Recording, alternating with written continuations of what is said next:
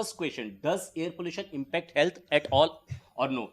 I think everybody knows, and we have enough data to prove that it really affects your health. How? I'll be telling you in next few slides. So, how we got connected to this drive of air pollution, and how the doctors sitting in the chambers thought of coming to this place and talking about air pollution is when we compared our data. That this data is by my HOD, Dr. Arvind Kumar. In 1988, he summed up his data of 10 years, and we compared it to the data from the last 5 or 10 years, which we are working on chest thoracic surgery of the people. So what we found was that in 1988, around 90% of the lung cancers was in smokers, which were core smokers, and only 10% were non-smokers. So now this distribution is something like 50-50%, which is very, very alarming to us. And average age of the lung cancer patient was 50 to 60 years at that time. Now the average age has reduced to 30 to 40. So we are seeing much younger patients with lung cancer. There were almost no women suffering from lung cancer in 88. Now there are around 40% of the women are suffering from lung cancer in our data. So it is one of the photograph I'll show. The color of the lung was pink in non-smokers. When we used to enter the chest cavities of these people in 1988, the lungs were pink. They are all turned black. And I'll show you the real photographs of lung. Today, I'll be showing you the real lungs. These are healthy pink lungs of a 32-year-old gentleman from Kargil. We operated around 4 years back. And these are diseased black lungs of the same age group gentleman from Delhi. These are the toxic deposit. I'm not talking about specifically about Delhi, because the people sitting here must be more aware of than me what is the AQI and what is the in different cities of India. As we read that Delhi is one of the most polluted, but I think as she has already told that it is the lack of monitoring at different places that we have to come to this conclusion that Delhi is the most polluted. This photograph is of course of Delhi, but we find these kind of lungs from Kanpur and all those areas also. So this is the photograph which brought us to this lecture theatre. Now, what is the health impact of air pollution basically? One cigarette per day is rough equivalent to PM 2.5. She was talking about level of 22 microgram. So average, if we see average air quality of India, there are no non-smokers in India. This is a very specific statement I want to make. There is no non-smoker in India. The whole country, on an average, smokes about 5 to 7 cigarettes a day, including the newborns. How newborns? I'll tell you in subsequent slides. So there are 51 newborns per minute in India. You all must be knowing this is our reproduction thing. One thing is more there, which is called PM1. Which is a particle smaller than PM 2.5. What this particle causes, it crosses the blood placental barrier and the blood-brain barrier. What blood placental barrier is? The placenta is the thing, that umbilical thing, which feeds the newborn. So it crosses that barrier. So even before your kid is born, it is exposed, he or she is exposed to the air pollution in the country or the place where he or she is living. Okay, so every minute 51 newborn smokers are born in India. What is the magnitude of health impact on air pollution? India ranks the first in lung disease related deaths in world, according to a report by WHO in 2014. 10% of the total deaths in India are caused by lung diseases. 14 out of 20 most polluted cities in India, and over 50% of the cities studied across India have critical levels of PM10 and PM 2.5. Which organs are affected? In the subsequent slides, I'll show you every organ, not only lungs, every organ of your body is affected by this air pollution. How? And people generally ask me, which age does it affect? It affects everybody, but it affects the extreme of age and the pregnant ladies more. So I've told they start even before you are born. The 287 pollutants and chemical pesticides have been identified in umbilical blood samples of the newborn. These are all studies done at different centers, and these are centers of excellence of medical education. What age group and what sex? Only prerequisite for you to be affected by air pollution is that you breathe. If you breathe, you are under the attack of air pollution. That's a simple statement. Now, I've told unborn babies, children, elderly are the most affected because they have got the most reduction in the reserves of their bodies. This is the color of lung at the birth. It is pink, and later what happens? This is a pink lung of a newborn as we are born with. This is a color of lung of non-smoker in Delhi. And this is a color of lung of a smoker in Delhi. So you have to compare, you have to make your own choices. These are some studies which show that pneumonia deaths are prevalent in less than 5 years. There are 120 million children under 5 years who suffer from pneumonia. 8 million require hospitalization. 1.1 million children die of pneumonia each year. So greater than 50% of the childhood pneumonia deaths are attributed to house air pollution, which she was talking of internal air pollution, not external compared to the internal, of burning the biomass inside the houses. So growing lungs are sensitive to chemicals and pollutants. They are more physically active, so they breathe more. And they are, because they are smaller in size, they are exposed to this particulate matter more because it's closer to earth. And as we go up from the earth, the density reduces. So how it affects? It causes respiratory tract infections, asthma, and poor lung growth. This is a study done by Dr. Salim Yusuf, which enrolled around 153,000 people and gave the data. It shows that healthy adult Indian had lung function values which were 35% lower than the age and gender matched people around the world. 55% of the COPD deaths is attributed to ambient and household air pollution. COPD is the second leading cause of death in India. So, now this was respiratory tract. How does air pollution affect the heart? It causes hypertension, arrhythmias, increased serum lipid, accelerated progress to atherosclerosis, myocardial infarction, heart attack. We just had an instance of some prominent politician you all know dying of heart attack. I'm not saying she died of heart attack, but the air pollution increases the chances of a normal person getting the heart attack. I'll show you one more slide.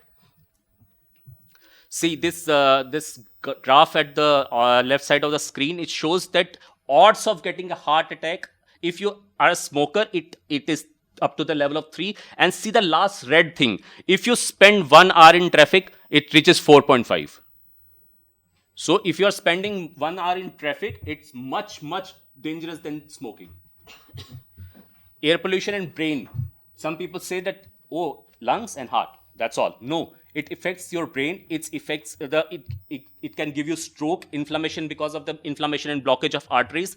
There are a lot of studies now going on in the world which show that the children have reduced cognitive development and accelerated aging is caused by these air pollutions. So I'll show. This is a study done in BMJ which showed the PM 2.5 had associated with reduced cognition. And this is a study on Women Health Initiative memory study which showed that for every 3.5 microgram increase in PM 2.5, white matter, which is your thinking matter, gets reduced by 6.2 centimeter cube. So it affects our cognition, our thinking, and all those stuff also. So this is a very nice study which is done in China about living near the major roads. Difference in the lung health of people living near the major roads and increase in the incidence of dementia. It showed the people who used to live near the roads in urban population are much more affected by the disease called dementia, which is memory loss, rather than people living away from the roads. So it causes diabetes. There are enough studies to prove that long-term exposure to air pollution increases the risk of diabetes mellitus several times. These are studies showing that air pollution and obesity one of the leading causes of morbidity in next few coming years is child obesity and obesity in adult population. So we all think that because we eat more, we are obese. It's not the case. Even if we are having this bad air around us, that is also called as oxygenogen. I'll show you how. So chronic exposure to air pollution particle increases the risk of obesity and metabolic syndromes. These are studies from different parts of the world. So you are not fat only because you are eating, but because also what you are breathing. So air pollution and reproductive and neonatal health, it causes male and, well, many studies are there to show that it causes male and female infertility, miscarriages, difficult pregnancies, premature and low weight infants, different abnormalities like Down syndrome, mental retardation, and all those stuff. It causes normal thing. If you are traveling in an auto for 1 hour, you will see redness and burning sensation in the eyes. So if it affects eyes, watering, ropey discharge, gritty sensation, and all those symptoms, it causes this hair fall, dandruff, decreased moisture and elasticity of the skin, acne, dull and dry skin. These are our daily thing which we see in people coming to a dermatologist or something. So what it affects in lungs, infections, asthma, COPD, lung cancer, in heart, hypertension, IST, heart failure, in vascular, that is brain, stroke, endocrine, obesity, diabetes, metabolic syndrome, the cognition disorder, depression, and Alzheimer's.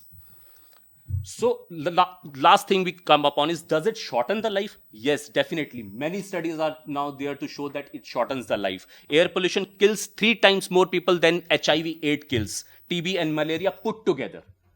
So this is a health impact survey which shows, it is a 10-year-long study. This shows that, for example, an increase in 1 microgram in PM 2.5 over the course of one summer in US would lead to 550 extra deaths per year and 7,150 extra deaths over the course of 13-year study period. This is a study done. This is in US, where the ambient air quality is much, much, much better than India. So imagine such kind of study, if replicated in India, will show how much deaths.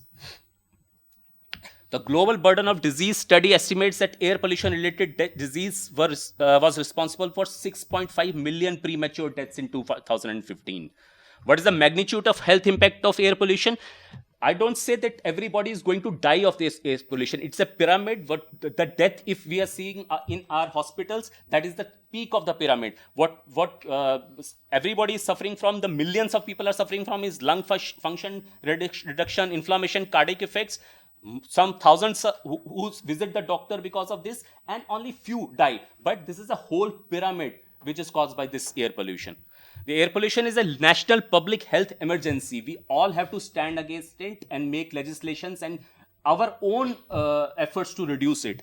And this is affecting life of 1.3 billion people of India. We are talking about India because today. Thank you. Thanks a lot.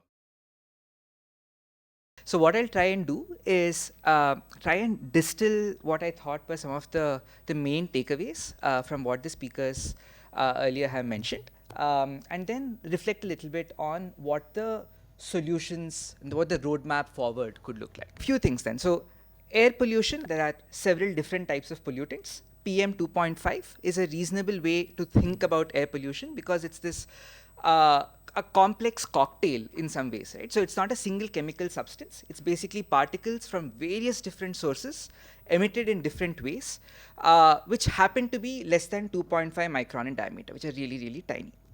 Because of these different sources and these different chemical compositions, the impact they have on health are multiple. Dr. Harshvardhan and Ken basically talked about how it's already at the scale of a public health emergency in India, right? We know enough about the health impacts to be deeply worried and not necessarily have to keep looking for new studies, new research to convince ourselves that there's a problem. There are these multiple sources to make reasonable progress. We need to be tackling each one of them. And finally, source apportionment, better monitoring, all of these are critical inputs for decision making, right? No doubt about that. But they themselves are not prerequisites for taking action, and they certainly don't constitute action. All of that are useful to keep in mind, I think. Coming to Delhi, what pollutes Delhi's air, right? So what this graph does here is basically put together findings from different studies by IIT Kanpur, by CPCB, by TERI, by Sharath Kuttikunda at Urban Emissions. And what I want you to take away from it is that you've got these 4 broad categories of sources which contribute about nearly as much as each other, right?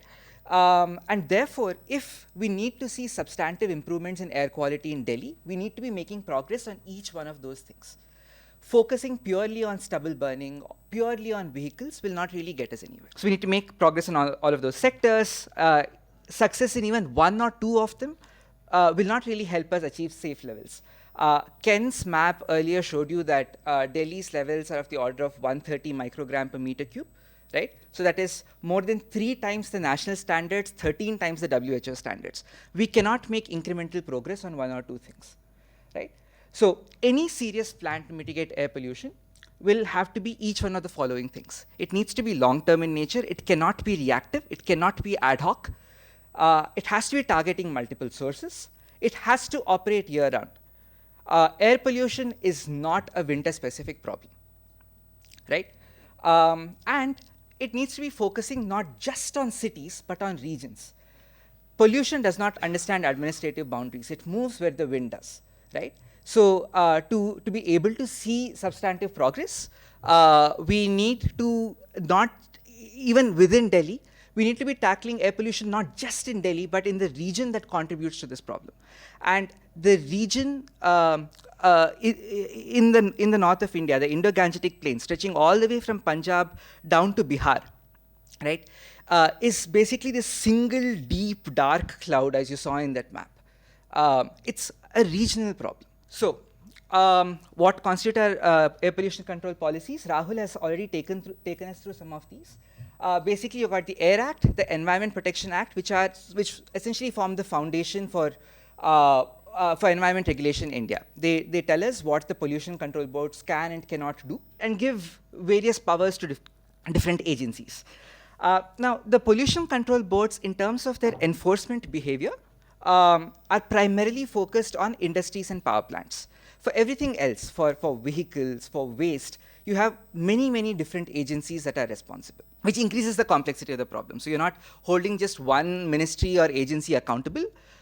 It's basically at a system we need to be able to be better coordinated. Now, there have been other major policy shifts. For example, the BS6 vehicles, which will roll out from April 2020 onwards. That's an important move, a fairly ambitious move, and that will sort of hold us in good stead. But it's one of many things, once again. And then earlier this year, you had the National Clean Air Program being launched in January, and I'll talk more about it. But basically, what it does is it takes the attention on air pollution beyond just Delhi to what it identifies as non-attainment cities. So there are 102 of these that have been identified. And what the National Clean Air Program requires is that each one of these cities develop plans. It calls for better coordinated action. It calls for better monitoring, better source apportionment, lots of different things, right? Fundamentally, it does not really change how we deal with air pollution. Like most things that we've already done, what it does is it lists various different measures in no particular order of priority. And therefore, while it opens up the discourse on a couple of fronts, it does not necessarily radically change the way we've been thinking about air pollution. Within Delhi, what have we been doing? Right? So you have a bunch of code-directed measures from the 90s and early 2000s. Industries within Delhi were banned. Private vehicles were required to move to install catalytic converters. Buses, autos, taxis had to run on CNG. Right? All of these were driven by the courts. In addition, Rahul talked about EPCA. I won't spend any more time on that. You have the Graded Response Action Plan, which are basically a series of emergency measures. So as pollution levels go up, in a short-term way, what could we do? And again, Rahul covered this. And then you've got something called the Comprehensive Action Plan, which is, I'm not even kidding you, a list of 93 measures, short-term, medium-term, long-term, tackling different sources and all that, with different implementing agencies, which certainly sounds very comprehensive, right? I mean, that sounds like a great list. Unfortunately, what it also becomes, simply because the sheer number and breadth of its ambit, is that there is no sense of priority. But what is important, what's not important, right? What are big potatoes, small potatoes? We don't really make that distinction. The timelines also in the Comprehensive Action Plan are highly implausible. We are talking about banning a bunch of different things in 3 months and so on. For the most part, the timelines under the Comprehensive Action Plan, we have long violated them, right? So that's basically what we've been doing so far. And therefore, now going forward, how should we be thinking about air pollution? I would argue that the single most important thing for us to do is make air pollution politically salient. All this business is a business about how, look, we have the laws, but implementation is poor, funds nahi hai, resources nahi hai. All of it ultimately boils down to political inaction, right? Which has forced the judiciary to play this oversized role, which is wonderful on the one hand, but what it isn't is sustainable. We cannot be approaching the courts for every single thing. This is precisely why regulators exist, right? And therefore, the emphasis should be on how do we improve the way the political executive, the executive branch of the government functions in a manner that leads to better planning, better enforcement, better will, ultimately, to be able to take action. So this is why, and how do we get to this point? We cannot get cleaner air by merely demanding that the air be cleaner, right? Because of these different sources, these different types of measures, all of which are perfectly, like, they make sense, they're sensible things to do. What we need to be able to do is focus our asks and efforts better towards specific things. Why? Because we have limited resources, the problem is large, we need early wins to keep the momentum going, and agreeing on what are the most important things to do provides a basis for accountability. The government can't get away by saying, hum kaam kar rahe hain, look at all the monitors that we have installed in Delhi. That's not action. But there are several challenges. There are multiple sources. It's a fact of life that these knowledge gaps exist. There are multiple factors to consider. You need to consider costs. You need to consider who the program affects, who the winners and losers are going to be. We need to consider whether the agency that is required to implement it can in fact implement it. So we need to make all these different trade-offs. So here is how I'd suggest we think about this, right? So we need to focus on a few measures which have a large potential for impact, right? They're targeting an important source, and if implemented perfectly, would be able to do a good job, are reasonable in terms of their costs, are not leaving anybody worse off, and we do in fact have the ability to implement some of these in reasonable timelines. So if those should be our sort of broad criteria, what would these focus ask, what could they be around? So on transport emissions, this is a no-brainer. Bus procurement, improving the routes, improving the frequency, rationalizing these should be the single most important thing that we should do. Not just for the sake of air pollution, but for the sake of quality of life in cities, for easy mobility, for affordable mobility, right? So that would be one that should be right on the top of that list. Second, coal power plants are the single largest sources of sulfur dioxide, are one of the major sources of nitrogen oxides. Both of these are important precursors for particulate matter.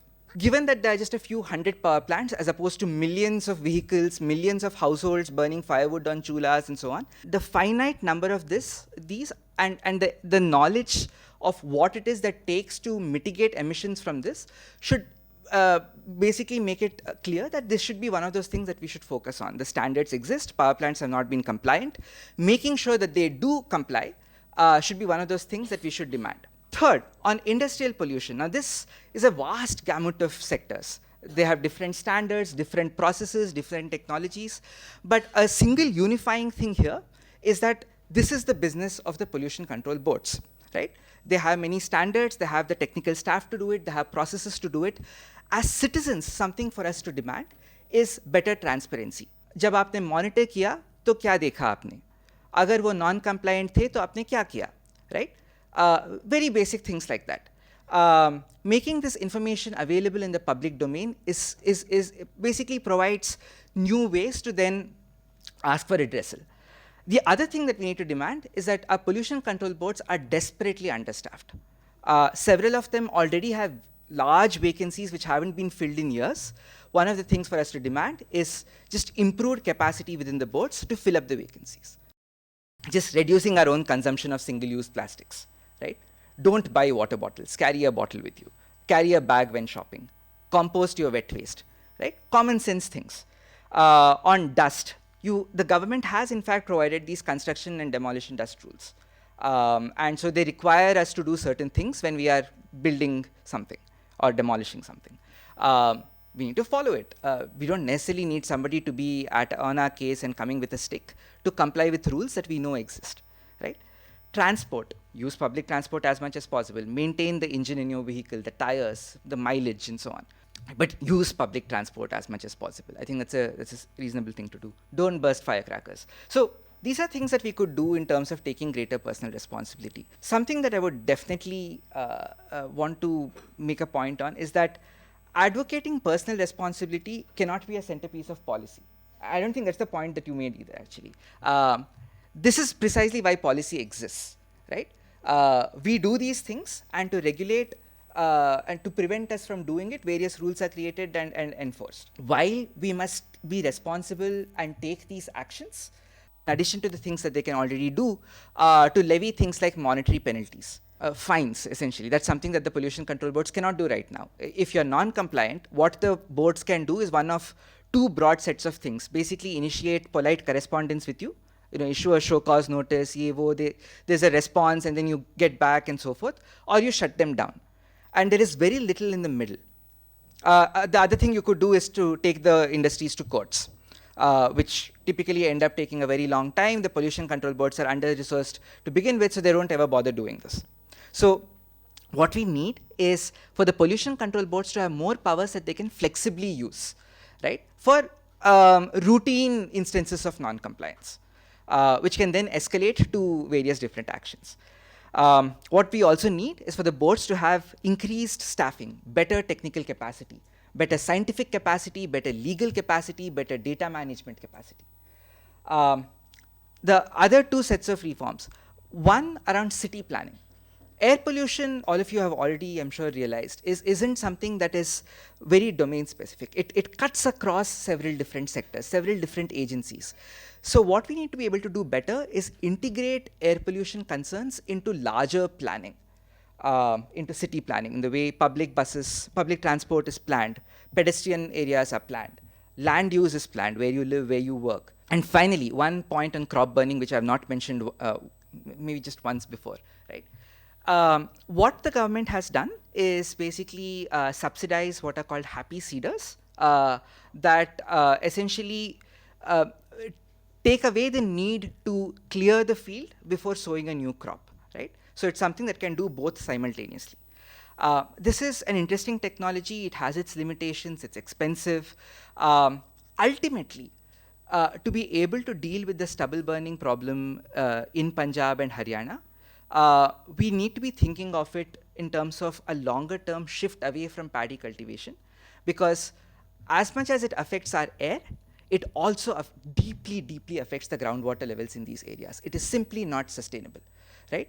So over time, we really need to be shifting away from it. Everything else is a short-term fix. Today I'll be talking about not the air quality index, but the Air Quality Life Index, which is a website tool that colleagues at UChicago produced that essentially takes concentrations of particulate matter pollution and translates those into their impact on life expectancy. And so this presentation is fairly short. I'm going to tell you why we think the AQLI is an important tool that complements the more widely cited AQI. I'm going to explain some of the research that underpins the AQLI that allows us to think about a causal linkage between air pollution and health. So I'll describe some of that research. And then I'll show you some screenshots from the website. So really I'm here to talk about a website that produces local information about the health impacts of air pollution, which I hope you'll find useful. So here's the problem. 5.5 billion people globally live in areas that exceed the WHO standard for clean and safe air. And this is what we use to communicate risks today. This is the Air Quality Index. We get this color-coded scheme that runs from green all the way to maroon. And what the Air Quality Index does is it essentially aggregates a bunch of different pollutants, including particulates as well as different gases, aggregates them all into one convenient number and one color. And we know from this that green is good and maroon is hazardous. Very close to here, we see signs like this in the winter that show us these really high numbers of AQI. This is from October 2018. AQI is think it's at the bottom, but you can see that the nitrogen oxide is pretty good, but PM 2.5, PM 10 is pretty bad. Now, this is what we see a lot in the newspapers, graphics like these that detail how AQI is high in some places in India, lower in other parts. But what I want to argue is that this is not that helpful. No one really understands what these numbers mean. The colors seem pretty subjective.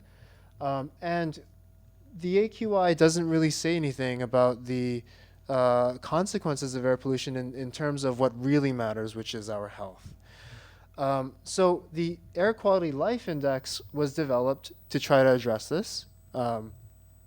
And the reason why the health impacts are important is because this is the sort of thing that would motivate policymakers and citizens to take important actions to reduce pollution. If we know that pollution is killing us, then we're more likely to demand that governments do something. Okay, so the next piece of this presentation is I'm going to try to explain the research that underpins the Air Quality Life Index, and then I'll get into that website. Okay, so many people have studied the health consequences of air pollution, and some of the challenges in the existing literature are the following. First, many studies, like the one that the doctor showed, take place in developed countries where levels of air quality are much better than those that we find here. And so there's a certain limitation to what we could take away from those types of studies when we're living in one of the most polluted countries in the world. Secondly, a lot of these studies look at the linkages between short-term spikes in air pollution and health, right? But what we really want to know is, if I live in Delhi and the air quality is super bad for my entire life, what is it doing to me? So we're interested in long-term effects. Now, finally, a lot of studies are essentially observational, which means if you do a survey and collect information on air pollution levels and health levels and you see a correlation, it's possible that those two things are related, but correlation is not necessarily causation. And so we need to look for research studies that can really isolate the causal impacts of higher levels of air pollution on health. Okay, so in places where you observe high levels of pollution and poor health, there might be many other things that are correlated with both, right? There could be, the government could be bad, the public health system could be bad, there could be a whole host of other factors. And so what we really want to do is find studies that can isolate air pollution and health. Okay, so the Air Quality Life Index is based on a pair of studies that really focus on this causal effect, this causal relationship between air pollution and health. Now, ideally, as an applied researcher myself, when we're trying to estimate a causal effect, we think about experiments. How could we design an experiment where we could do something on one group of households or people, not on another, and understand the effects, right?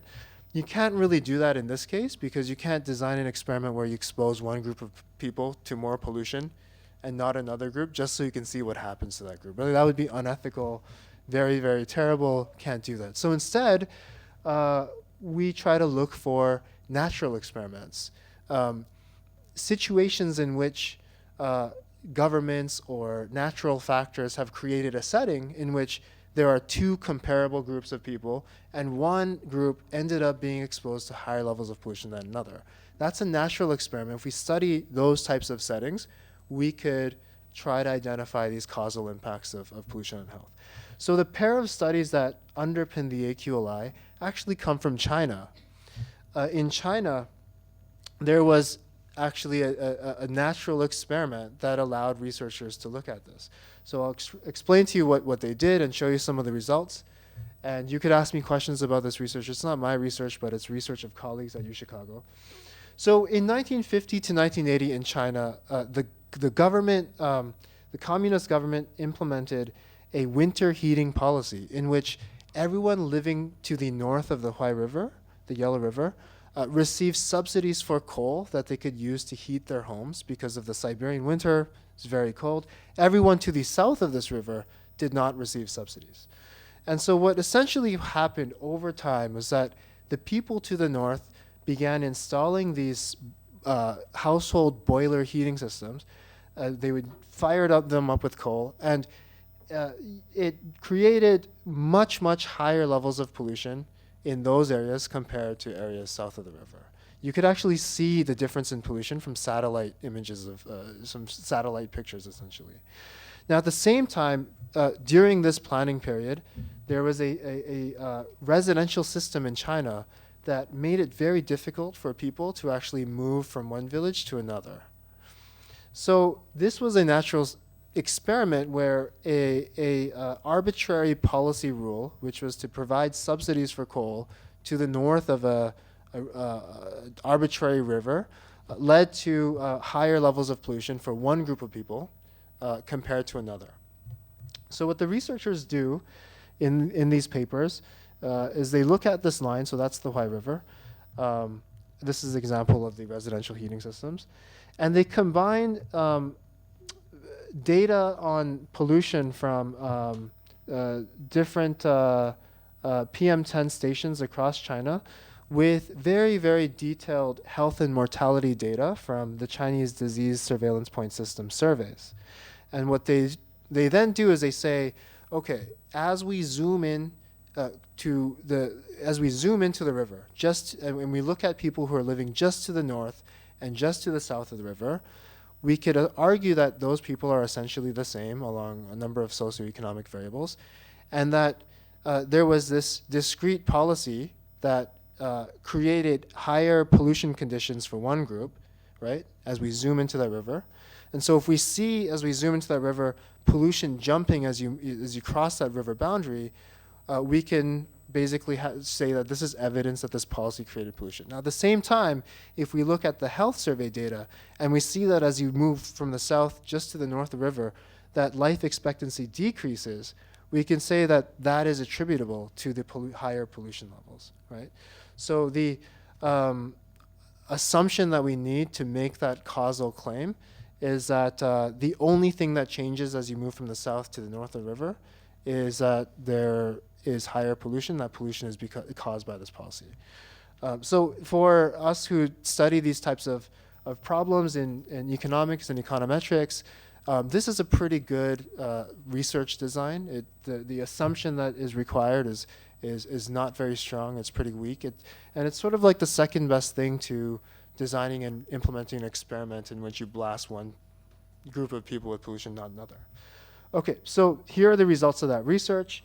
What this figure shows you is different levels of PM10 in micrograms per cubic meter, ranging, I guess, at the bottom from 25 to 175. That's the vertical y-axis. On the horizontal x-axis, we see degrees north of the Huai River boundary. So the 0, which is the middle line, that's the Huai River. Everything to the right of that are observations that come from north of the river, and everything to the left of that is observations that come from the south of the river. So what this shows you is that when we're looking at documented levels of pollution, as you go from the left to the right, as you go from the south and you move and you cross that river, there's this discrete jump in documented levels of pollution. This is caused by the policy, okay? At the same time, when you look at life expectancy from these very, very detailed health surveys across China over decades, as you move from the left to the right, you see that life expectancy drops just when you're looking to the south and to the north of the river. So those are the two things that these research papers put together to come up with a causal estimate of the impact of higher pollution on life expectancy. And so they find that sustained increase of 10 micrograms per cubic meter of PM10 is associated with 0.64 years decrease in your life. Okay, so those are the two papers. They were published in the Proceedings for the National Academy of Sciences. What the AQLI does is it takes that research estimate, which is a pretty rigorous attempt to document that causal relationship, and it combines it with satellite data on PM 2.5 from all around the world. So it turns out, and many of you may know this, but satellites are pretty good at recording PM 2.5. They can go down to 10 kilometer by 10 kilometer cells, which is about 1/15 the size of Delhi. And what they can get is annual average PM 2.5 concentration. So in Delhi, in 2016, it was about 113 micrograms per cubic meter. PM 2.5 was the average for the year, right? The WHO standard is 10 micrograms per cubic meter. So we are living in one of the most polluted cities in the world, and I think it's one of the benefits actually of satellite data is that it's consistently measured from across the world, so governments can't have any inputs on the data that's released. And it's available sort of everywhere, even in places where there are no monitors. So it's actually pretty good at telling us that northern India is the worst place.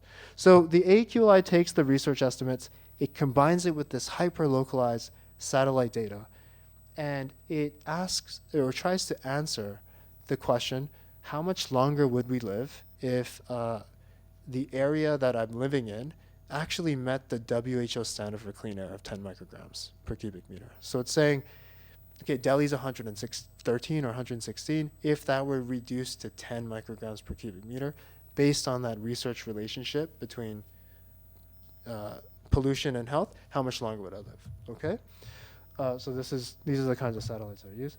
So what do we find? So the AQLI tells us that across the world, air pollution cuts global average life expectancy by 1.75 years, making it the single greatest threat to human health. So this is all very consistent with Dr. Harshvardhan's slides from the Lancet studies. As we know, this effect exceeds that of diseases like tuberculosis and HIV/AIDS, and even things like cigarettes. In India, air pollution is so high that if India were to meet the WHO standards, the average person would live 4.3 years longer. Okay, so that's what the AQLI tells us there. So here's a demonstration of the website. I'll show you the address at the end. This is the average distribution of PM 2.5 in 2016. Here you can see that northern India is the worst. Eastern China is also really bad. Southeast Asia, these are some of the worst places in the world. If we zoom into Delhi, we see that, or zoom into India, we see that the average was 54 micrograms per cubic meter. And this is what the AQLI shows us. It says, if that 54 micrograms per cubic meter were reduced to 10 micrograms per cubic meter, where would we see the most gains in average life expectancy? So pollution is highest in northern India, so the gains would be highest there. And in some of these places, according to this scale, the gains are more than 6 years, right? Even in the south, where many of us think that the air is pretty clean, there are still, important gains that could be achieved, 1, 2 years, etc. The other thing about the AQLI website is, all of the information is available at the district level, like across the world. So you could zoom into any place. So this is the state of Jharkhand. And you can look at what the pollution is like there, what it was like in 2000, and how it increased from 2000 all the way to 2016. And then what the AQLI result is there. And so zooming into the district of Ranchi, actually, this particular district is pretty much in line with the India national average. PM 2.5 was 52.1 micrograms per cubic meter in 2016, so the gain is 4.1 years. So this is a tool, and it's a tool that for many of you, especially those who are working in activism or working in training or just working with people, could be valuable because it gives us localized information. If you happen to be in Ranchi, you could pull this out. You could talk about Ranchi-specific data or extrapolations of research to Ranchi itself. This has more, I think, meaning to people in these places. In many places, people think that pollution is a Delhi problem, because the newspapers are all here and the conversation is about Delhi.